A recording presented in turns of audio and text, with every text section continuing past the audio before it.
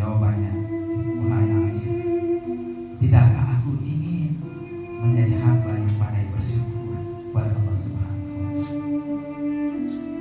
Bayangkan Bapak Ibu, kita yang hidup dalam serba kecukupan, semuanya cukup, gaji kita besar, tapi justru kita masih banyak mengeluh ketimbang bersyukur kepada Allah.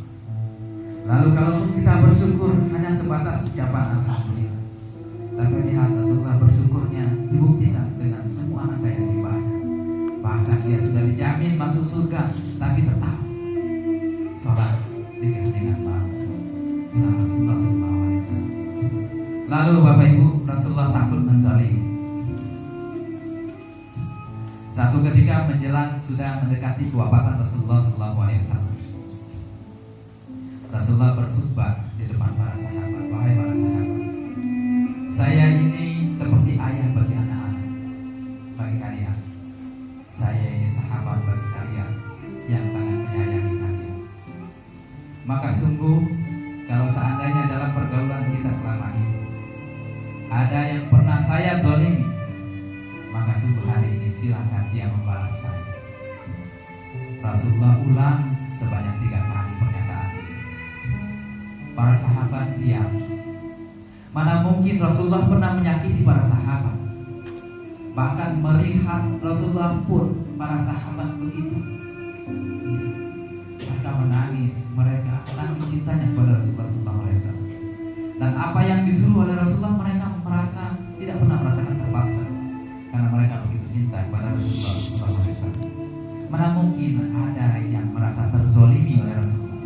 Tapi lihat Bapak Ibu, meskipun begitu Rasulullah bertanya, siapa yang pernah selama ini yang saya zalimi, silakan hari ini menuntut balas, sebelum nanti menuntut balas ketika di akhirat. Bapak Ibu, Rasulullah yang baik, tutur katanya yang santun, ya, tingkah lakunya yang santun,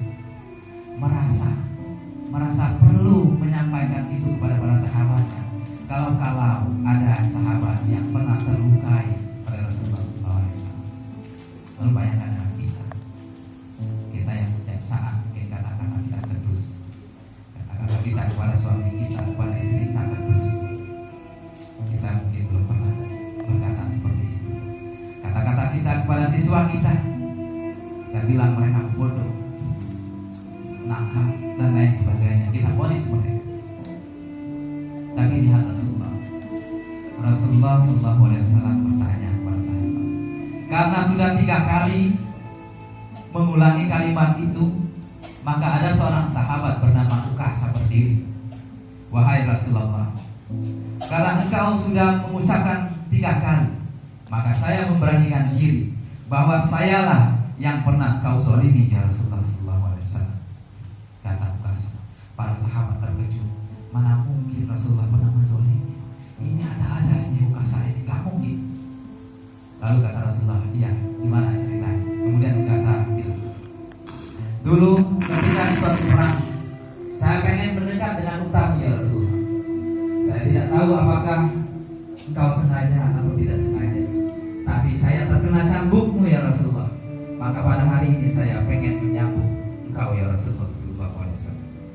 Kemudian Rasulullah menyuruh Bilal, wahai Bilal, ambil pulang ke rumah Fatimah, ambilkan cambuk itu.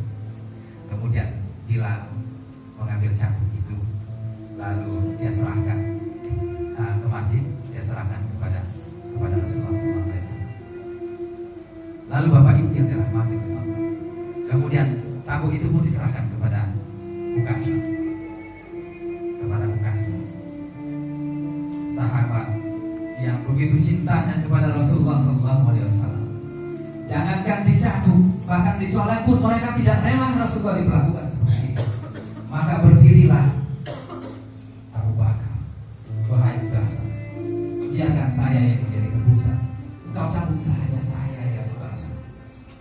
Kemudian Rasulullah bilang, wahai Abu Bakar, Allah tahu kedudukan engkau begitu cinta kepada Rasul, maka silakan biarkan Ukasha menunaikan kewajibannya menuntut balas kepada saya. Lalu Abu Bakar pun duduk. Kemudian Umar bin Khattab berdiri pengen menghalangi "Wahai Ukasa, saya tidak rela kau mencambuk Rasul, maka biar